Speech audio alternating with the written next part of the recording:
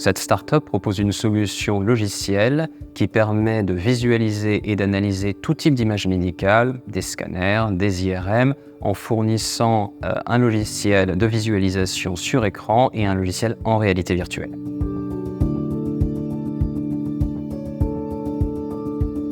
À l'origine, notre projet de recherche était sans lien avec le médical. Nous étudions le mouvement des biomolécules afin de cartographier les interactions dans la cellule. Nous avons eu l'idée d'utiliser à ce moment-là la réalité virtuelle pour représenter les quantités physiques que nous mesurions dans la cellule. La recherche dans le laboratoire, c'est la recherche à l'interface entre la physique et la biologie, avec une forte composante statistique, typiquement des inférences bayésiennes. Nous sommes principalement des physiciens et des mathématiciens impliqués. Ces 5 dernières années, on a travaillé justement sur le mouvement des biomolécules, sur cette solution de réalité virtuelle et sur de la neuroscience de la larve de drosophile. Maintenant, on se dirige de plus en plus vers des problématiques de neurosciences et d'interface de neurosciences avec l'intelligence artificielle.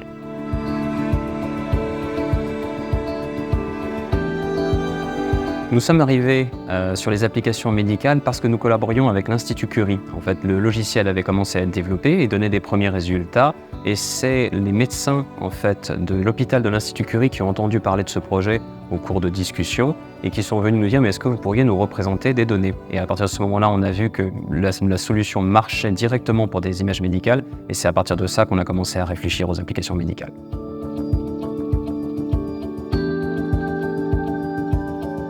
Avatar Médical développe sa solution typiquement pour la préparation chirurgicale, avec l'idée que le chirurgien, qui n'est pas forcément autant entraîné que le radiologue pour interpréter des images médicales, pourra bénéficier des différentes visualisations pour préparer, visualiser et planifier sa chirurgie. On opère dans différents domaines d'application puisque la solution est agnostique, elle peut prendre n'importe quel type d'image. L'idée est réellement de plonger le médecin, le chirurgien, le radiologue si nécessaire à l'intérieur des données afin de prendre les meilleures décisions pour la future chirurgie qui aura lieu.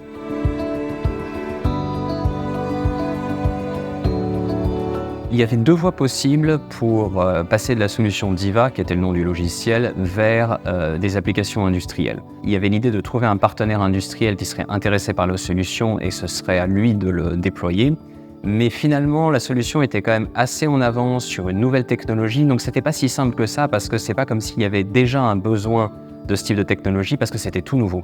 Ça émergeait et ça ouvrait plein de possibilités. Donc très vite, il y avait cette idée qu'on pourrait probablement en faire une start-up et c'est à ce moment-là que nous, on s'est rapproché de la DARI à l'Institut Pasteur afin de nous faire aider et accompagner pour l'ensemble des procédures qu'il allait falloir faire pour en faire un projet viable comme entreprise.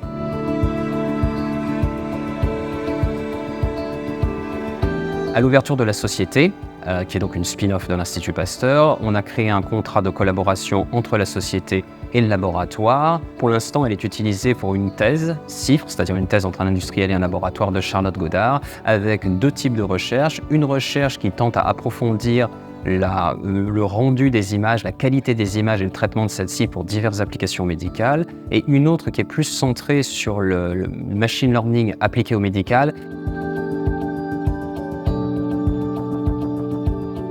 Ça a été fascinant parce que c'est tout à la fois un ensemble de risques à prendre et d'idées avec lesquelles on doit réussir à convaincre les gens que tout un ensemble de réglementations, de procédures. De même, il y a une distance assez grande entre la qualité d'un algorithme qui montre plein de possibilités et réellement définir un business model. C'est-à-dire, la société va vendre à qui? Sous quelle modalité? Énormément de questions se posent, tout particulièrement en plus dans le médical, qui est un domaine extrêmement réglementé à juste titre et où il y a diverses complexités. Vendons-nous à l'hôpital? Vendons-nous à des sociétés qui vendent à l'hôpital?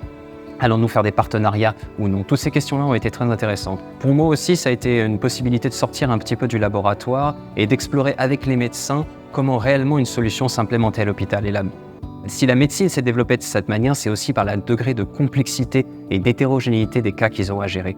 Parce que prouver que quelque chose marche de manière fiable sur énormément de cas est extrêmement complexe. Alors certes, une startup est plus agile, donc peut faire certaines choses plus vite, mais il y a toute une complexité hospitalière qui a été fascinante à découvrir.